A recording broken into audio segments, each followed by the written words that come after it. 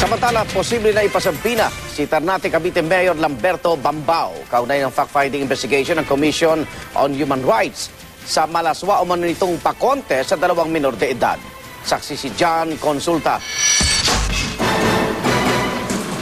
Dito sa munisipyo ng Ternate, Cavite, sinadya ng 4 na miyembro ng fact-finding team ng Commission on Human Rights NCR si Mayor Lamberto Bambao para sa nahinga ng paliwanag kaugnay ng video ito kung saan makikita siyang tumatayong MC sa isang pakontes na niloka ng 2 lalaking edad 11.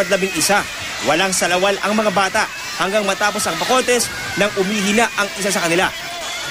Siyempre, ang karapatan ng mga bata ang ating protektahan dito eh. Kung katuwaan man yan o ano. Pero kasi dapat yung interes ng bata ang maprotektahan.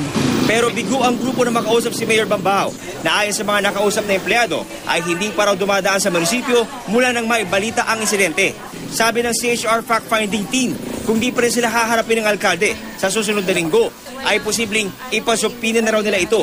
Kakausapin din nila ang mga magulang ng mga bata at sisikaping makuha ang orihinal at buong video ng pa-contest. Hindi naman, kasi pagka motopropyo, kahit walang complainant, we can act.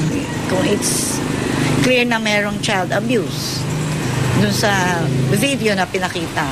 Pero sa ikalawa naming pagbabalik sa opisina ni Mayor Bambao ngayong araw at nung wala na ang mga miyembro ng CHR, dumating na sakay ng isang itim na SUV ang alkalde. Pero nang senyesan sila tungkol sa aming presensya, ay mabilis na sumakay ang alkalde sa SUV. Agad humarurot palayo ang sasakyan. Ang alkalde ng Ternate, pinagtanggol ng kinabibilangan niyang Partido Liberal.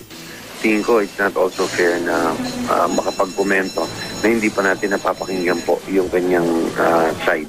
Wala pa ring tugon ng mayor sa hiwalay pang sulot ng DILG na humihingi sa kanya ng paliwanag. Sana they should be conscious about etong tungkol sa mga laws regarding the protection of children. Ako si John Consulta, ang inyong saksi.